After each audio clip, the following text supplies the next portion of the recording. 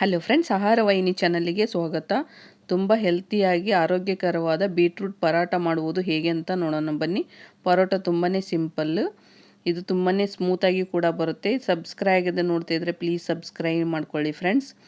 ಒಂದು ಬೀಟ್ರೂಟ್ ನಿಮಗೆ ಜಾಸ್ತಿ ಪರೋಟ ಬೇಕಂದರೆ ಜಾಸ್ತಿ ತೆಗೆದುಕೊಳ್ಳಿ. ಅದ್ರ ಮೇಲಿಂದ ಚೆನ್ನಾಗಿ ತೊಳೆದು ಸಿಪ್ಪೆಯನ್ನು ತೆಗೆದು ತುರಿದಿಟ್ಟುಕೊಳ್ಳಬೇಕು. ಇದಕ್ಕೆ ಈರುಳ್ಳಿ, ಹಸಿಮೆಣಸಿನಕಾಯಿ, ಕೊತ್ತಂಬರಿ, ಕರಿಬೇವು ಕೂಡ ಬೇಕಾಗುತ್ತೆ. ಇದಕ್ಕೆ ಕಡಾಯಿಯನ್ನು ಗ್ಯಾಸ್ ಮೇಲೆ ಇಟ್ಟು 2 ಟೇಬಲ್ ಸ್ಪೂನ್ ಎಣ್ಣೆಯನ್ನು ಹಾಕಿ ಸ್ವಲ್ಪ ಸಾಸಿವೆ, ಸ್ವಲ್ಪ ಜೀರಿಗೆಯನ್ನು ಕೂಡ ಹಾಕಿ ಇದು ಚೆನ್ನಾಗಿ ಚಟ್ಪಟ್ ಅನ್ನಬೇಕು. ಸಾಸಿವೆ ಜೀರಿಗೆ ಚೆನ್ನಾಗಿ ಚಟ್ಪಟ್ ಅಂದ ಮೇಲೆ ನೈಸಾಗಿ ಕಟ್ ಮಾಡಿ ಇಟ್ಟುಕೊಂಡ ಈರುಳ್ಳಿಯನ್ನು ಕೂಡ ಹಾಕಿಕೊಳ್ಳಿ. ಈ ಈರುಳ್ಳಿಯನ್ನು ಸಣ್ಣ ಉರಿಯಲ್ಲೇ ಚೆನ್ನಾಗಿ ಬೇಯಿಸಿ ಚೆನ್ನಾಗಿರುತ್ತೆ. ಇದಕ್ಕೆ ಸಣ್ಣದಾಗಿ ನೈಸಾಗಿ ಕಟ್ ಮಾಡಿಟ್ಟುಕೊಂಡ ಕರಿಬೇವನ್ನು ಕೂಡ ಹಾಕಿ, ಒಂದು ಹಸಿಮೆಣಸಿಕಾಯಿ ನೈಸಾಗಿ ಕಟ್ ಮಾಡಿಟ್ಟ ಹಸಿಮೆಣಸಿಕಾಯನ್ನು ಕೂಡ ಹಾಕಿಕೊಳ್ಳಿ. ಇದು ಸ್ವಲ್ಪ ಚೆನ್ನಾಗಿ ಫ್ರೈ ಆಗಬೇಕು. ಆದಮೇಲೆ ಇದಕ್ಕೆ ನಾವು ತುರಿದಿಟ್ಟುಕೊಂಡ ಬೀಟ್ರೂಟನ್ನು ಕೂಡ ಇದಕ್ಕೆ ಹಾಕಿಕೊಳ್ಳಬೇಕು.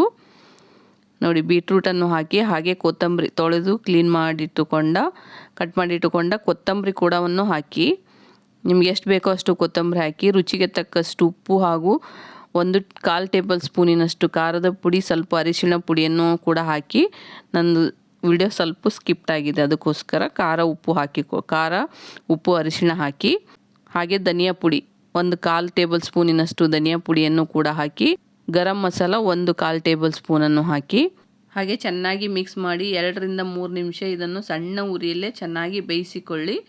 ಇದು ಚೆನ್ನಾಗಿ ಬೇಯಿಸಬೇಕು, ತಳ ಅಂಟದ ಹಾಗೆ ಚೆನ್ನಾಗಿ ಬೀಟ್ರೂಟ್ ಚೆನ್ನಾಗಿ ಬೇಯಬೇಕು, ಅಂದ್ರೇ ಟೇಸ್ಟಿಯಾಗಿರುತ್ತೆ. ಇವಾಗ ನೋಡಿ, ಬೀಟ್ರೂಟ್ ಮಸಾಲ ರೆಡಿಯಾಗಿದೆ ಫ್ರೆಂಡ್ಸ್.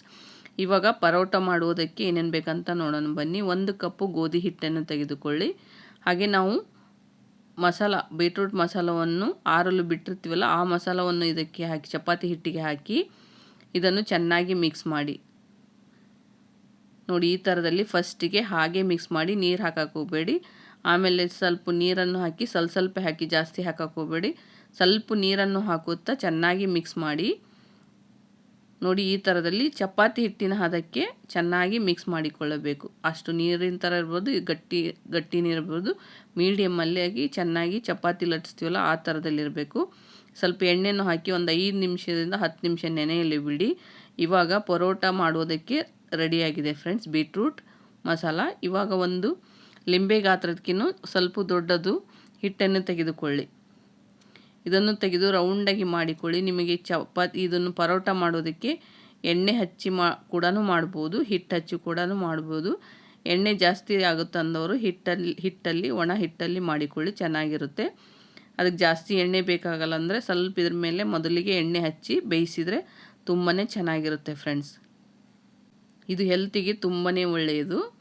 ಕಡಾಯಿಯನ್ನು ಗ್ಯಾಸ್ ಮೇಲೆ ಇಡಿ. ಗ್ಯಾಸ್ ಮೇಲೆ ಇಟ್ಟು ನಿಮಗೆ ಎಣ್ಣೆ ಕೂಡ ಸ್ವಲ್ಪ ಹಚ್ಚಿ ನಿಮಗೆ ಇಷ್ಟ ಆದರೆ ಈ ಪರೋಟವನ್ನು ಇದಕ್ಕೆ ಹಾಕಿಕೊಳ್ಳಬೇಕು. ಆಲ್ರೆಡಿ ಕೆಳಗಡೆ ಸ್ವಲ್ಪ ಎಣ್ಣೆ ಹಚ್ಚಿದೆ, ಮೇಲೆ ಲೈಟಾಗಿ ಇದಕ್ಕೊಂದು ಸ್ವಲ್ಪ ಎಣ್ಣೆ ಸವರಿದರೆ ಪರೋಟ ಕೂಡ ತುಂಬಾ ಚೆನ್ನಾಗಿ ಬರುತ್ತೆ, ಬೀಟ್ರೂಟ್ ಪರೋಟ.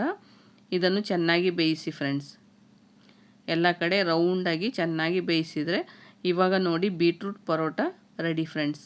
ತುಂಬ ಹೆಲ್ತಿಗೆ ಒಳ್ಳೆಯದು. ಇದು ಬೀಟ್ರೂಟ್ ಜೀರ್ಣಕ್ರಿಯೆಗೂ ತುಂಬಾ ಚೆನ್ನಾಗಿರುತ್ತೆ ಫ್ರೆಂಡ್ಸ್, ಹಾಗೂ ಬ್ಯೂಟಿಗೂ ತುಂಬ ಚೆನ್ನಾಗಿರುತ್ತೆ, ಚರ್ಮಕ್ಕೂ ಕೂಡ ಚೆನ್ನಾಗಿರುತ್ತೆ, ವೇಟ್ ಲಾಸಿಗೂ ಕೂಡ ತುಂಬಾ ಚೆನ್ನಾಗಿರುತ್ತೆ, ರಕ್ತದ ಒತ್ತಡವನ್ನು ಕೂಡ ನಿಯಂತ್ರಿಸುತ್ತೆ ಫ್ರೆಂಡ್ಸ್, ಹಾಗೂ ಹೃದಯದ ಆರೋಗ್ಯಕ್ಕೂ ಕೂಡ ತುಂಬಾ ಒಳ್ಳೆಯದು, ಮೆದುಳಿಗೂ ಕೂಡ ತುಂಬಾ ಒಳ್ಳೆಯದು, ಕ್ಯಾನ್ಸರ್ ರೋಗಕ್ಕೂ ತುಂಬಾ ಒಳ್ಳೆಯದು ಫ್ರೆಂಡ್ಸ್.